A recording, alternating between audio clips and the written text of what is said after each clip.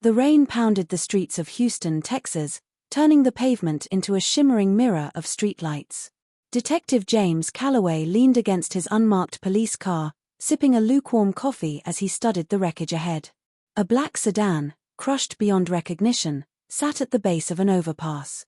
The scene had all the makings of a tragic accident: skid marks, shattered glass, and the unmistakable scent of burnt rubber hanging in the air.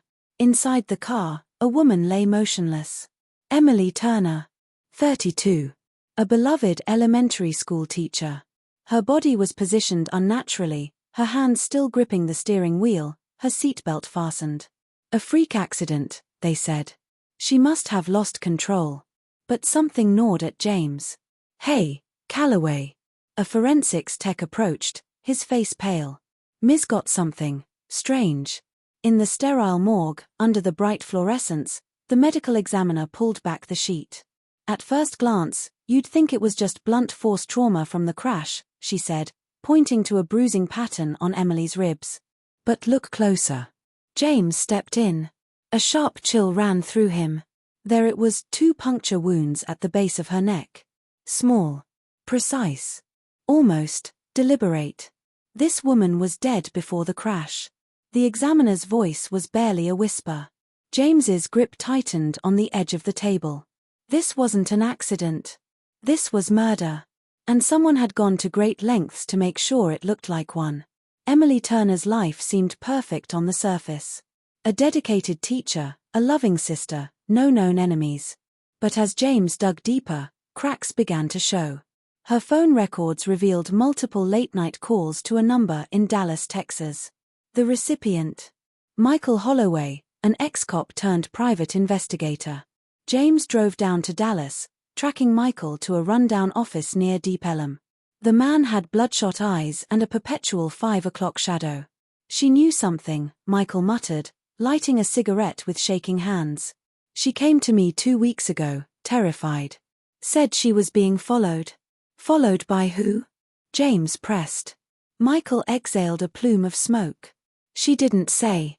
But she kept mentioning a case from 10 years ago in Maryland, a cold case. A murder staged as an accident." James's pulse quickened. "Did she give you a name?" Michael hesitated.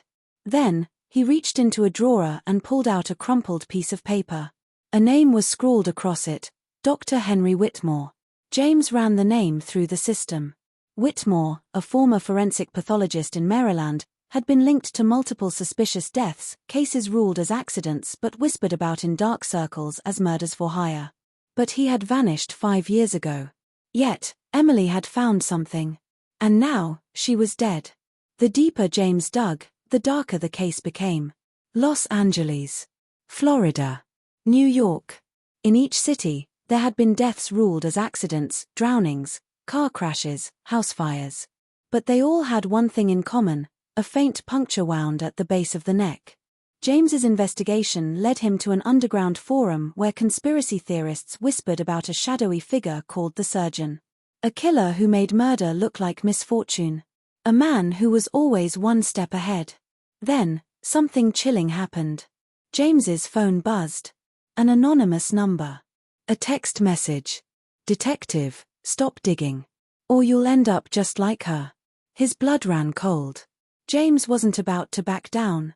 He retraced Emily's steps, finding surveillance footage of her last movements. The night before her death, she had met someone at a diner in downtown Houston. The grainy footage showed a man sliding an envelope across the table. James tracked the man down. He was a retired journalist named Elliot Grayson, and his hands trembled as he handed James the envelope.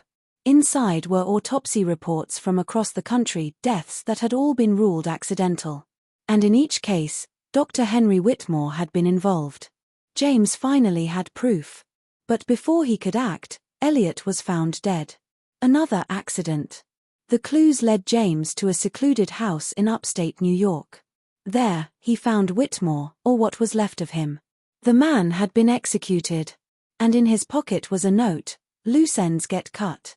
Whoever was behind this was still out there. Watching. Waiting. James turned to leave when his phone buzzed again. A new text. One that made his blood freeze. "You're next."